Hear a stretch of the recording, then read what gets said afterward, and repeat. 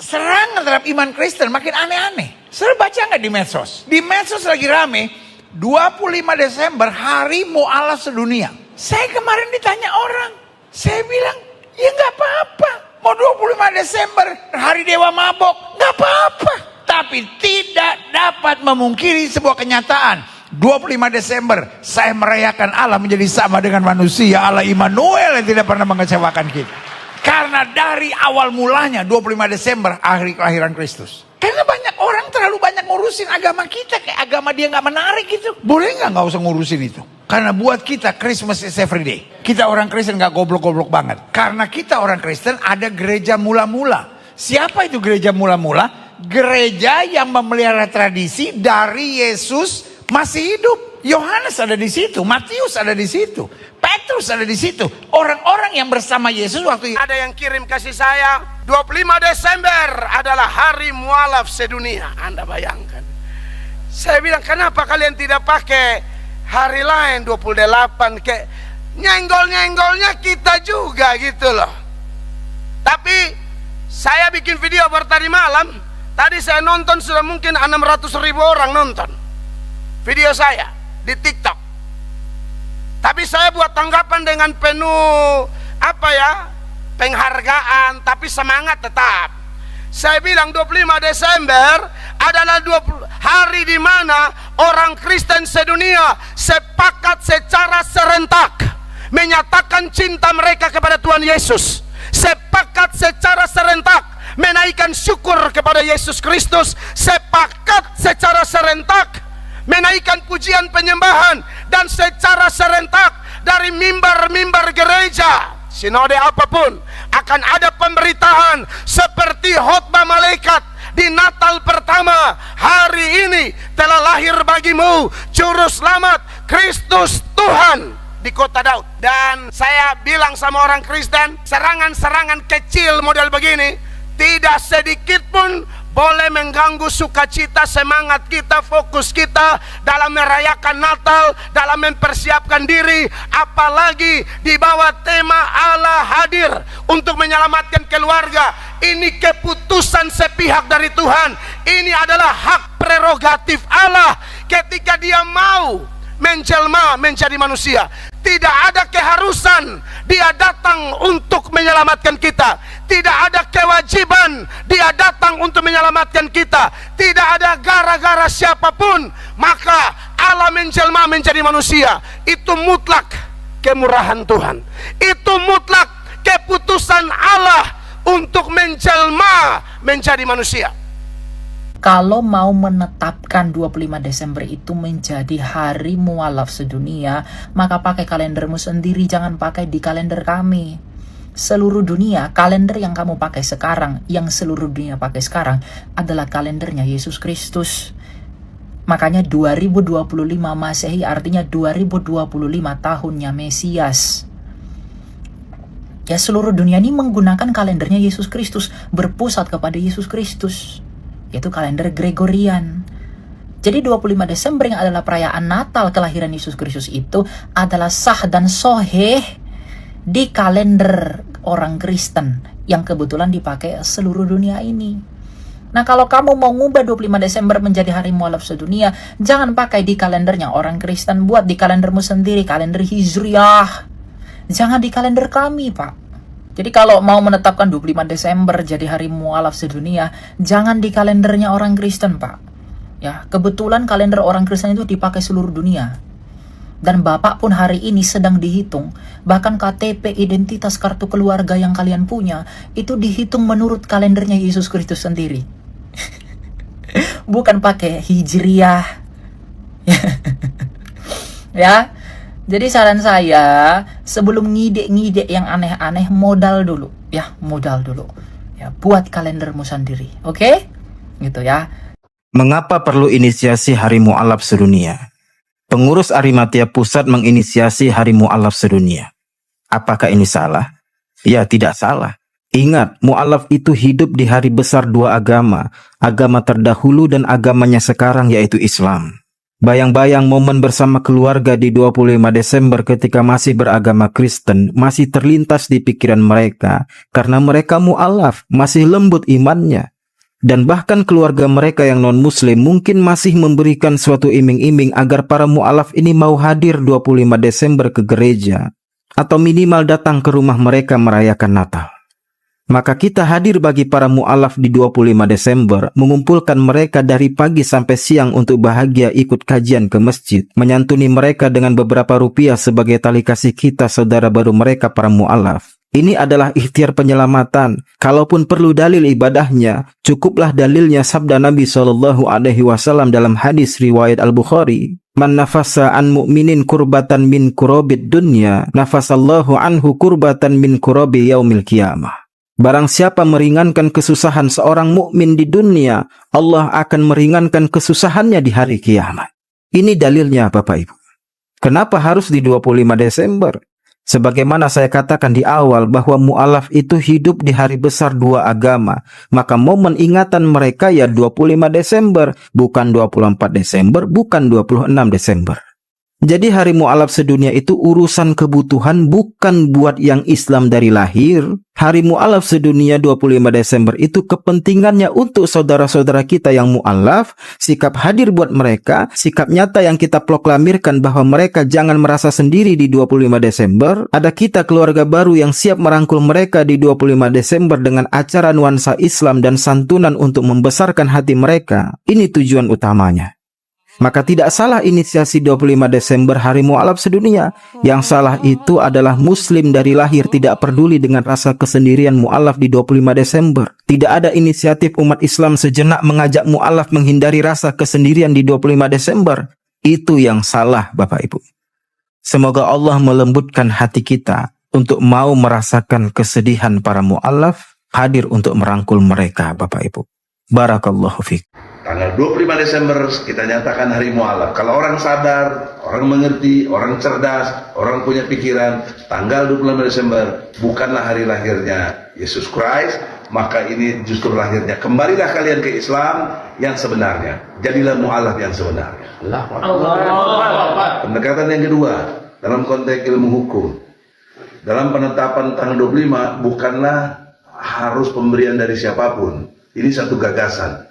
Dijamin oleh pasal 28 Undang-Undang Dasar 45, bebas menyatakan pendapat baik lisan maupun tulisan.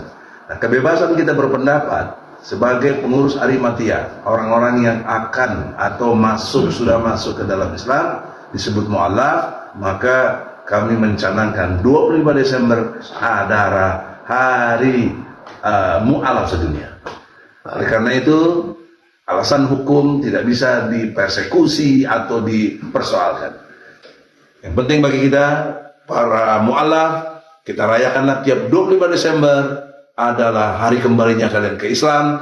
Artinya hari kembalinya kalian kepada fitrah manusia yang benar, yang jujur, yang adil. Itulah Islam. Saya Refli Harun mengucapkan selamat Hari Mu'alaf Sedunia yang jatuh pada tanggal 25 Desember. Perlu diketahui bahwa pada tanggal 25 Desember telah ditetapkan menjadi Hari Mu'alaf Dunia. Selamat Hari Mu'alaf Sedunia 25 Desember. Peringatan mu'alaf itu bukan karena kebencian. Bukan karena kebencian. Allah Subhanahu wa taala berfirman dalam Al-Qur'anul Karim, A'udzubillahi minasyaitonirrajim. Bismillahirrahmanirrahim. Wa qalu tahasar rahman walada. Di dalam Al-Qur'an surah Maryam ayat 89. Di situ Allah Subhanahu wa taala mengatakan, dan mereka berkata, Allah yang Maha Pengasih mempunyai anak. Laqad ji'tum syai'an iddah. Sungguh kamu telah membawa sesuatu yang sangat mungkar. Lalu Allah mengatakan, takadus samawati atafattar minhu wa tashaqqat ardu. Di bumi, kata Allah, Lalu kemudian hampir saja langit pecah. Hampir saja bumi terbelah. Oleh karena mereka mengatakan bahwa Allah Subhanahu wa taala mempunyai anak. Kita ini, adikku, berjuang 24 jam, 7 hari dalam sepekan, 30 hari bahkan lebih dalam sebulan. Kenapa kita membantah mereka? Kenapa kita tidak membantah Hindu Buddha? Karena orang-orang Buddha tidak pernah mengatakan Allah yang menjadi Siddhartha Gautama. Karena orang Hindu tidak pernah mengatakan Allah yang menjadi Krishna. Tapi kalau yang satu ini, mereka mengatakan Allah yang menjadi manusia. Apa enggak ngeri? Apa enggak takut? Apa enggak melihat keadaan? Setiap menjelang tanggal segitu musibah ada di mana-mana. Apa enggak kasihan lihat saudara-saudara kita? Iya, kalau hari ini adalah pulau sebelah. Kalau tahun depan di tempat kita, oleh karena Allah murka. Bukankah mereka merayakan Allah turun menjadi manusia? Bukankah mereka merayakan Allah punya anak? Coba saudara baca, Adinda baca di dalam Roma 1 nomor 4. Yesus mereka sebut sebagai anak Allah kan? Lukas 3 nomor 38, Yesus mereka katakan Allah punya anak. Bukan masalah kita benci enggak. Bukan, ada hal apa kita benci? Mereka mau merayakan, silakan aja. Dan itu sudah terjadi pun. Dan kalau hanya karena kita khawatir, mohon maaf nih, tolong dibantah saya. Saya datang sini untuk nuntut ilmu kepada adinda-adinda saya di sini. Ini memang gaya saya berbicara. Terlepas diterima ataupun tidak, inilah cara Bang Zuma kan gitu ya. Jangan jangan adik-adik ini menganggap saya mendikte, enggak. Silakan Anda luruskan kalau memang saya keliru. Saya siap untuk diluruskan. Kalau adinda saya mengatakan khawatir, jangan sampai nanti hari Maulid diganti mereka kemudian dengan hari murtad. Adikku, telat itu. Mereka sudah jauh lebih itu. Yang tadi saya katakan Jumat Agung. Theos mereka ganti menjadi Allah. Biblika mereka ganti menjadi Alkitab. Apostolos mereka ganti menjadi Rasul. Pneumohotheos mereka ganti menjadi Roh Kudus. Kurang apa lagi coba? Tinggal nyawa ini aja yang mereka tidak ambil. Semua sudah mereka ambil. Semua mereka sudah rampas. Dan kenapa itu harus terjadi? Ya, misi. Adinda ingat, beberapa tahun yang lalu, betapa pukulan dan tamparan datang silih berganti ke kita. Mereka merayakan hari Tuhannya mati atau lahir. Orang Islam yang jaga di rumah ibadah mereka. Taruh mana muka ini? Siapa yang mereka senter? Kenapa bukan orang Hindu? Kenapa harus umat Islam yang menjaga tempat ibadah mereka pada saat mereka merayakan itu? Karena kita lagi sedang di framing. Teroris. Minimal kalau Islam yang jaga mereka lagi ibadah, si teroris-teroris yang Islam ini tidak datang meledakkan mereka, itu kan? Dan kalau hari mu'alaf sedunia, seluruh umat Islam berbondong-bondong ke masjid-masjid untuk berzikir pada hari itu juga, kemungkinan murka Allah karena telah dianggap punya anak itu akan dicabut oleh Allah. Kemungkinan musibah besar tidak terjadi lagi. Bukankah kita beriman kepada Al-Quran? Surah Maryam ayat 89 sampai 91 itu. Bagaimana Allah murka sampai bumi hampir saja Allah belah dua. Dikarenakan mereka manusia orang-orang kafir ini mengatakan Allah punya anak. Laqad ji'tum syai'an idda. Allah murka. Terus kita diam-diam baik melihat kemurkaan Allah Subhanahu wa taala karena dikatakan memiliki anak. Kita diam-diam baik, kita malah takut mundur dari peperangan hanya gara-gara toleransi. Hanya ingin dikatakan wah kita ini rasis. No, kita tidak membenci mereka. Justru karena kita kasih kepada mereka. Iya kan? Ketika nanti ada terjadi peledakan, kita nggak ada di situ kok, kita ada di masjid kok. Kami lagi merayakan juga hari Mu'alaf kok. Kami sudah melakukan penghiburan kepada teman-teman kami yang rindu terhadap perayaan-perayaan yang pernah mereka lakukan pada saat mereka belum di sini.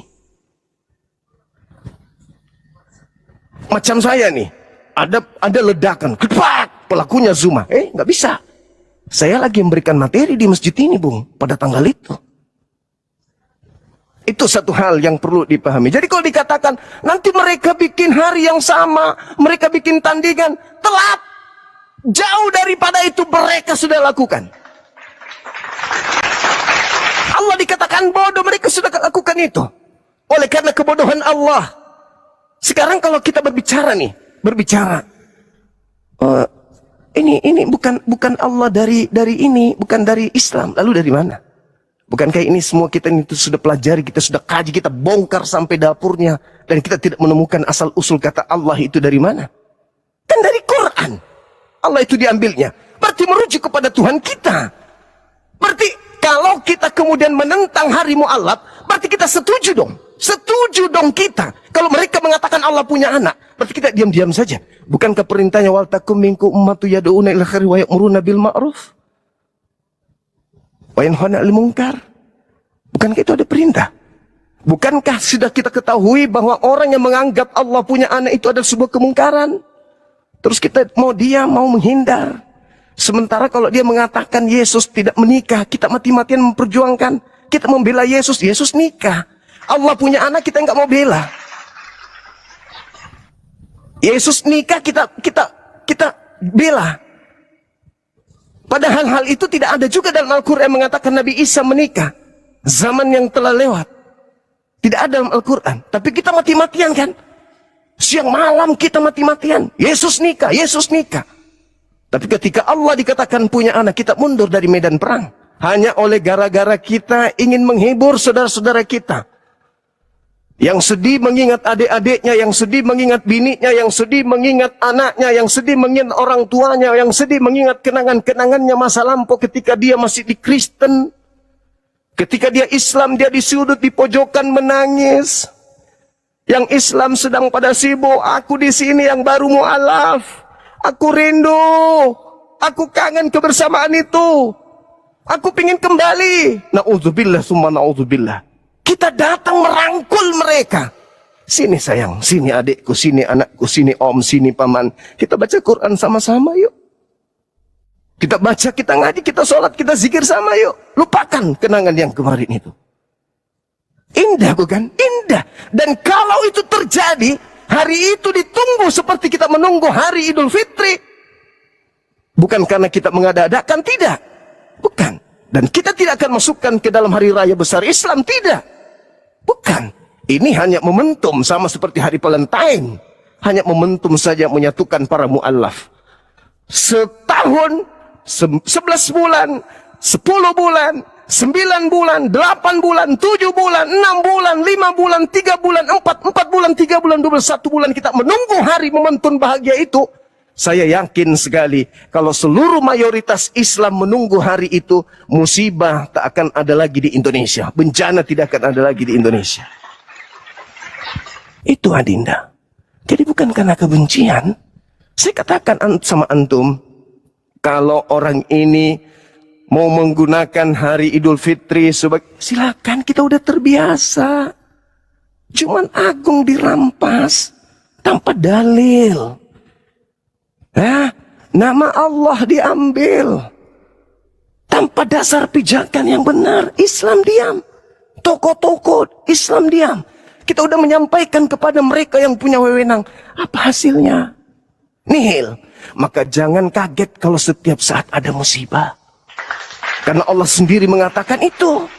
Hampir saja kata Allah, langit pecah, bumi terbelah, gunung-gunung runtuh. Karena ucapan mereka, hari ini adalah hari kelahiran Allah menjadi manusia. Na'udzubillah summa na'udzubillah. Orang Hindu, orang Buddha tidak mengatakan Allah jadi Siddhartha Gautama, jadi Mitras, jadi Horus, jadi Buddhis atau Buddha atau apalah yang mereka sembah, enggak. Tapi yang satu ini terlalu berani. Lantas kalau alasannya adik saya ini, mohon maaf nih, alasannya saya khawatir bang, saya hargai itu Adinda, saya hargai. Itu satu ilmu yang luar biasa. Tapi bukankah dengan kita mengatakan Yesus tidak disalib, baik yang harbi maupun yang zimmi pun harus merasakan pahitnya argumentasi kita itu? Hah? Bukankah dengan kita mengatakan Kristus itu ada dua? Bukankah yang kita katakan yang disalib itu adalah yang diserupakan telah membuat mereka semua tersakiti? Tapi tujuan kita apa? Menyelamatkan mereka. Bukankah adikku ini selalu menggunakan bahasa Ibrani, bahasa Yunani, dengan nada-nada yang benar-benar menyakiti mereka karena kebenaran yang kita sampaikan, baik yang harbi maupun yang zimmi? Bukankah dengan kita memperjuangkan bersama Yesus itu menikah berdasarkan kitab mereka telah menyakiti mereka? Tapi tujuan kita adalah untuk membangun edukasi agar anak bangsa ini tercerdaskan. Lantas kenapa hanya gegara kita menggunakan momentum ini? Daripada adik-adikku, ya mohon maaf nih, ini dari abangmu nih, pasti ada hal yang positif yang akan kalian sampaikan terhadap saya akan terima. Ini dari abangmu. Hari ini kita masih hidup. 10 tahun, 20 tahun, 30 tahun, 40 tahun, taruhlah 100 tahun, kita sudah tak ada, adikku. Kalau kita tidak menguatkan dan kita tidak menancapkan kemudian akidah pada anak-anak kita, adik-adik kita, apa yang kita harapkan coba?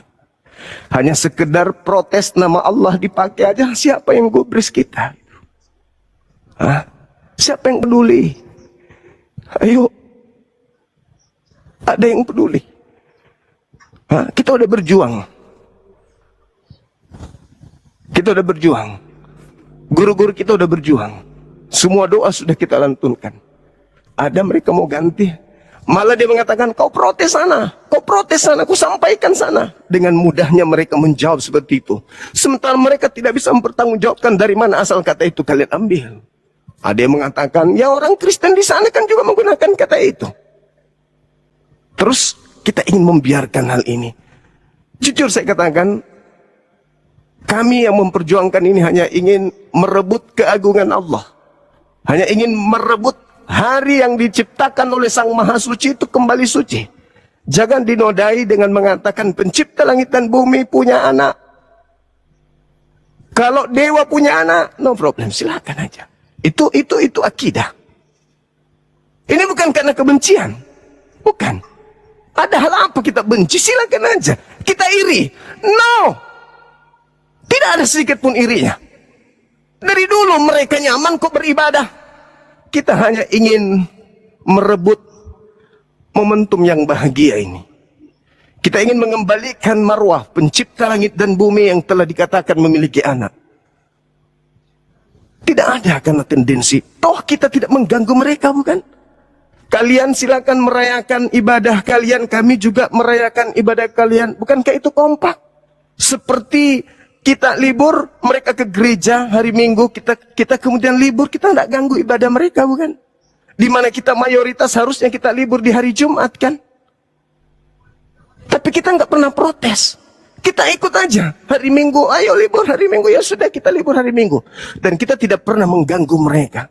Justru ini adalah hal positif bagi mereka. Kenapa? Ketika seluruh umat Islam pada hari yang sama di masjid, mereka aman beribadah. Tidak ada ancaman lagi yang membom.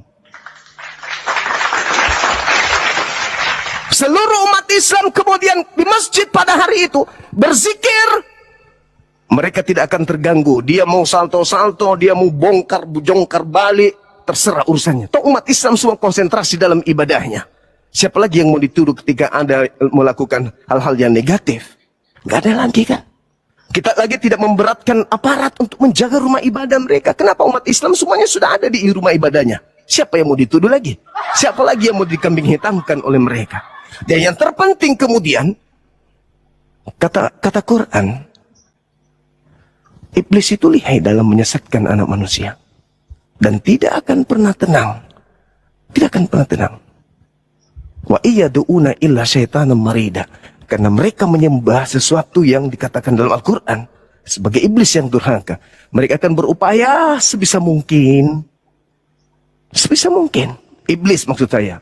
Iblis ini akan sebisa mungkin menyesatkan anak keturunan Adam. Itu udah pasti itu. Jadi kita tidak bisa kemudian mengatakan, ini saya tidak sepakat ya. Hari ini mungkin iya adikku. Kenapa? Banyak pejuang-pejuang yang hadir, yang lahir baru seperti kita memperjuangkan akidah. Tapi 10 tahun, 20 tahun, 30 tahun kemudian, Anda lihat video yang tadi, yang saya minta Adinda Ripa tunjukkan. Itu hari Natal loh. Baca Al-Quran di gereja loh. Coba. Anak-anak kita yang tidak pernah tersentuh Al-Quran. Yang hidup orang tuanya tentang dunia. Anak-anak kita yang tidak pernah menjamah Quran. Begitu hidup mereka bertemu dengan orang-orang yang seperti ini. Sangat boleh jadi mereka tidak bisa membedakan mana Quran, mana Bible. Yang tadi itu juga, yang ada YouTube-nya itu juga baca Quran. Baca Quran pada saat perayaan Natal itu. Itu yang perlu dipahami adikku. Jadi bukan hanya sekedar hari ini kita pikirkan. Kita pikirkan ke depannya bagaimana. Apakah ada yang mempertanggungjawabkan kemudian? Ya. Apakah ada yang bisa mempertanggungjawabkan akidah anak-anak kita ke depannya bisa terjamin tidak terganggu? Saya khawatir. Teman-teman setia channel Zanikun dimanapun Anda berada. Narasi dalam video ini berbicara tentang Hari Mu'alaf. Bukan sebagai hari raya. Bukan sebagai tandingan. Tapi sebagai ruang pelukan. Bayangkan ini. Seorang mu'alaf yang dulu setiap tahun berkumpul dengan keluarga lamanya. Tiba-tiba sendirian. Ia rindu. Ia menangis. Ia bertanya dalam hati. Apakah aku sendirian sekarang? Islam tidak menjawab dengan marah. Islam menjawab dengan pelukan. Datang ke masjid. Kita zikir bersama. Kita baca Quran bersama. Bukankah Rasulullah SAW bersabda, permudahlah, jangan mempersulit. Berilah kabar gembira, jangan membuat orang lari. Hadis riwayat Imam Bukhari dan Muslim. Assalamualaikum warahmatullahi wabarakatuh. Teman-teman setia channel Zanikun dimanapun Anda berada. Hari ini saya tidak datang untuk memaki. Saya tidak datang untuk membenci. Saya tidak datang membawa batu atau api. Saya datang membawa pertanyaan. Pertanyaan yang mungkin tidak nyaman, pertanyaan yang mungkin mengganggu. Tapi justru pertanyaan inilah yang seringkali menjadi awal hidayah. Karena kebenaran, tidak pernah takut pada pertanyaan. Teman-teman setia channel Zanikun dimanapun Anda berada. Izinkan saya memulai segmen ini dengan satu pertanyaan yang sangat jujur, sangat sederhana, tapi seringkali dihindari. Apakah setiap kritik berarti kebencian? Pertanyaan ini terdengar sepele. Tapi justru disinilah akar dari begitu banyak kesalahpahaman, kecurigaan, bahkan konflik yang tidak perlu. Hari ini, setiap kali seorang muslim berbicara tegas tentang akidah, tentang ketuhanan, tentang tauhid, tentang kesucian Allah Subhanahu wa Ta'ala, yang langsung muncul bukan dialog, bukan diskusi, tapi label radikal, tidak toleran, membenci non-muslim. Padahal, apakah benar demikian? Mari kita tarik napas sejenak. Mari kita turunkan emosi. Mari kita duduk sebagai manusia yang sama-sama menggunakan akal. Dalam kehidupan sehari-hari, kita semua melakukan kritik. Seorang dokter mengkritik gaya hidup pasiennya. Seorang guru mengoreksi jawaban muridnya. Seorang orang tua menegur anaknya. Pertanyaannya, apakah dokter membenci pasien karena mengatakan Anda salah pola hidup? Apakah guru membenci murid karena mengatakan jawabanmu keliru? Apakah orang tua membenci anaknya karena melarang sesuatu yang berbahaya? Tentu tidak. Justru sebaliknya, kritik lahir dari kepedulian. Kalau kita benar-benar tidak peduli, kita akan diam. Kalau kita benar-benar tidak sayang, kita akan membiarkan. Dan disinilah letak kejujuran Islam. Islam tidak pernah mengajarkan kebencian terhadap manusia. Tapi Islam tidak pernah berkompromi dengan kebatilan. Dua hal ini sering disatukan secara keliru. Seolah-olah, kalau kamu tidak membenarkan keyakinanku, berarti kamu membenciku. Padahal itu kesimpulan yang tidak adil. Islam mengajarkan satu prinsip yang sangat tegas, tapi adil. Manusia dihormati, keyakinan diuji. Allah Subhanahu wa Ta'ala berfirman, dan sungguh kami telah memuliakan anak cucu Adam. Al-Quran Surat Al-Isra ayat 70.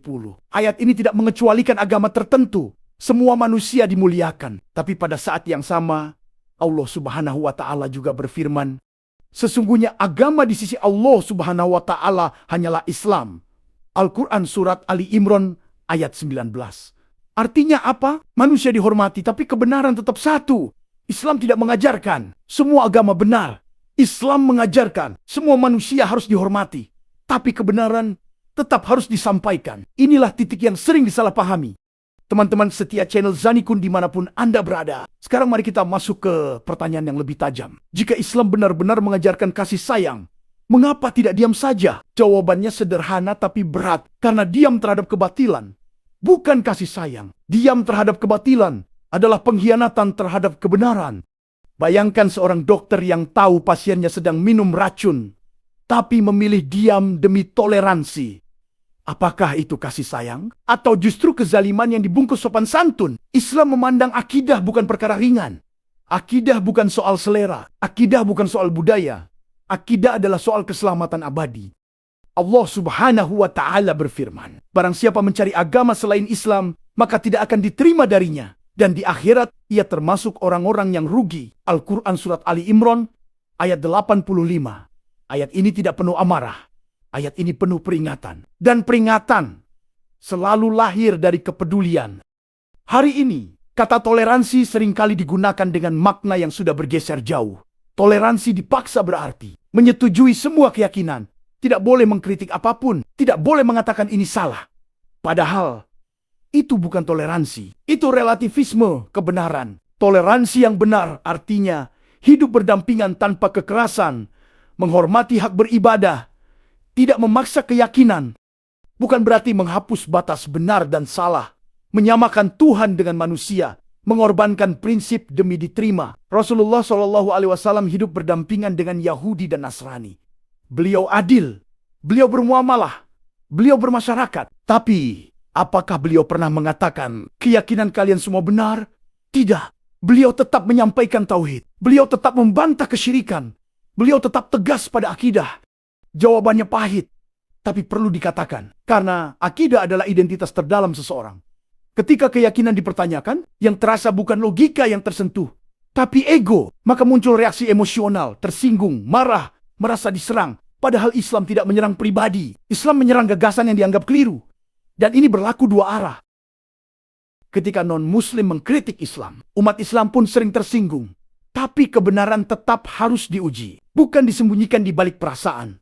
Allah Subhanahu wa Ta'ala berfirman, katakanlah, tunjukkan bukti kalian jika kalian orang-orang yang benar. Al-Quran surat Al-Baqarah ayat 111. Ini perintah dialog, bukan kekerasan. Ini perintah argumen, bukan kebencian. Teman-teman setia channel Zanikun dimanapun Anda berada, mari kita jujur dengan diri sendiri. Diam itu nyaman, diam itu aman, diam itu tidak mengundang label. Tapi diam juga berarti membiarkan kebingungan merajalela, membiarkan generasi muda kehilangan arah, membiarkan Allah Subhanahu wa Ta'ala dihina secara konsep, bukan secara fisik. Allah Subhanahu wa Ta'ala memperingatkan, dan janganlah kamu cenderung kepada orang-orang zalim yang menyebabkan kamu disentuh api neraka. Al-Quran surat Hud ayat 113. Cenderung, bukan ikut. Cukup diam dan condong saja. Pertanyaannya, apakah kita ingin selamat di dunia dengan diam, tapi menyesal di akhirat? Atau kita ingin jujur menyampaikan kebenaran, meski tidak populer? Maka hari ini saya ingin menegaskan dengan jujur, tenang, dan terbuka. Kritik akidah bukan kebencian. Dakwah bukan permusuhan. Ketegasan bukan kekerasan. Justru karena kita tidak membenci, kita berbicara. Justru karena kita peduli, kita tidak diam. Dan kepada teman-teman non-muslim yang mendengar ini, tolong dengarkan dengan hati yang terbuka. Islam tidak memerangi Anda sebagai manusia. Islam hanya mengajak Anda memikirkan kembali konsep Tuhan. Jika Tuhan itu Maha Esa, mengapa harus dibagi? Jika Tuhan itu Maha Tinggi, mengapa harus direndahkan? Pertanyaan-pertanyaan ini bukan untuk menyerang Anda. Pertanyaan-pertanyaan ini adalah undangan berpikir. Dan kebenaran tidak pernah takut pada pertanyaan. Mari kita dengarkan. Bukan kata saya, tapi firman Allah Subhanahu wa Ta'ala sendiri. Allah Subhanahu wa Ta'ala berfirman dalam Al-Quran surat Maryam ayat 88 sampai 91. Dan mereka berkata, Tuhan yang Maha Pengasih mempunyai anak. Sungguh, kamu telah membawa sesuatu perkara yang sangat mungkar. Hampir saja langit pecah karenanya, bumi terbelah, dan gunung-gunung runtuh. Renungkan kalimat ini. Hampir saja langit pecah, hampir saja bumi terbelah, hampir saja gunung runtuh. Ini bukan bahasa ulama, ini bukan bahasa pendakwah, ini bahasa Tuhan. Pertanyaannya sederhana tapi menghantam. Jika Allah Subhanahu wa Ta'ala sendiri menyebut klaim Tuhan punya anak sebagai kemungkaran kosmik, mengapa kita diminta untuk diam demi disebut toleran? Apakah toleransi berarti menyetujui kebatilan? Ataukah toleransi berarti tetap berpegang pada kebenaran tanpa menyakiti manusia? Pertanyaan kritis berikutnya, kenapa Islam tidak sekeras ini kepada Hindu atau Buddha? Jawabannya jujur dan logis. Karena Hindu tidak pernah mengatakan Allah Subhanahu wa Ta'ala adalah Krishna. Buddha tidak pernah mengatakan Allah Subhanahu wa Ta'ala menjelma jadi manusia. Tapi dalam doktrin Kristen tertentu, Allah Subhanahu wa Ta'ala dikatakan turun, lahir, disalib, dan mati. Pertanyaannya, jika pencipta langit dan bumi mati, siapa yang mengurus alam semesta? Jika Tuhan membutuhkan makanan, tidur, dan perlindungan, di mana letak ketuhanannya? Ini bukan hinaan. Ini pertanyaan akidah. Dan akidah tidak bisa diselesaikan dengan perasaan. Akidah harus diuji dengan akal dan wahyu. Teman-teman setia channel Zanikun dimanapun Anda berada. Ada satu fenomena yang menyedihkan. Ketika Allah Subhanahu wa Ta'ala dihina secara teologisis, kita diam. Tapi ketika tokoh agama tertentu dipertanyakan sejarahnya, kita berani berdebat habis-habisan. Mengapa? Apakah kita lebih takut disebut tidak toleran daripada takut pada murka Allah Subhanahu wa Ta'ala? Allah Subhanahu wa Ta'ala berfirman, kalian adalah umat terbaik yang dilahirkan untuk manusia, menyuruh kepada yang ma'ruf dan mencegah dari yang mungkar. Al-Quran, Surat Ali Imran, ayat 110. Pertanyaannya, jika menganggap Tuhan punya anak bukan kemungkaran, lalu apa lagi yang pantas dicegah? Narasi dalam video ini berbicara tentang hari mu'alaf, bukan sebagai hari raya, bukan sebagai tandingan, tapi sebagai ruang pelukan. Bayangkan ini, seorang mu'alaf yang dulu setiap tahun berkumpul dengan keluarga lamanya, tiba-tiba sendirian. Ia rindu, ia menangis, ia bertanya dalam hati, apakah aku sendirian sekarang? Islam tidak menjawab dengan marah. Islam menjawab dengan pelukan. Datang ke masjid, kita zikir bersama, kita baca Quran bersama. Bukankah Rasulullah SAW bersabda, permudahlah, jangan mempersulit. Berilah kabar gembira, jangan membuat orang lari. Hadis riwayat Imam Bukhari dan Muslim. Mari kita jujur lagi. Siapa yang sering dijadikan kambing hitam setiap tragedi? Siapa yang langsung dicurigai? Siapa yang selalu diminta berjaga? Umat Islam. Ironisnya, ketika umat Islam justru berada di masjid, siapa lagi yang bisa dituduh? Ini bukan teori konspirasi. Ini realitas sosial. Ketika umat Islam fokus ibadah, tidak ada alasan framing, tidak ada alasan tuduhan, tidak ada alasan ketakutan. Bukankah ini justru menjaga semua pihak? Pertanyaan paling menyakitkan. Siapa yang bertanggung jawab atas akidah anak-anak kita 20 tahun ke depan? Ketika Al-Quran dibaca dalam acara teologisis agama lain, batas kebenaran makin kabur. Semua dianggap sama. Apakah anak-anak kita masih bisa membedakan mana wahyu, mana tafsir, mana kebatilan? Allah Subhanahu wa Ta'ala mengingatkan, sesungguhnya setan adalah musuh yang nyata bagimu. Al-Quran, Surat Fatir ayat 6. Musuh terbesar iman bukan pedang. Musuh terbesar iman adalah kaburnya kebenaran. Teman-teman setia channel Zanikun dimanapun Anda berada. Untuk teman-teman non-muslim yang mendengarkan ini, saya tidak meminta Anda masuk Islam hari ini. Saya hanya mengajak Anda jujur berpikir. Tanyakan pada diri Anda, apakah Tuhan pantas disamakan dengan ciptaan? Apakah Tuhan perlu dilahirkan oleh rahim manusia? Apakah Tuhan maha kuasa atau maha dikalahkan? Jika Tuhan itu esa, mengapa harus 3? Jika Tuhan itu maha suci, mengapa disalib? Islam tidak meminta Anda menutup akal. Islam justru memerintahkan. Tidakkah kalian berpikir, jika video ini menggugah Anda, jika pertanyaan-pertanyaan ini membuat Anda merenung, jika hati Anda terasa terusik, like video ini agar semakin banyak yang berpikir. Subscribe channel Zanikun untuk dakwah yang jujur dan kritis. Bagikan kepada mereka yang berani mencari kebenaran. Tulis di komentar, pertanyaan apa yang paling mengguncang hati Anda hari ini? Karena kebenaran tidak pernah takut pada cahaya. Sampai jumpa di video berikutnya. Wassalamualaikum warahmatullahi wabarakatuh.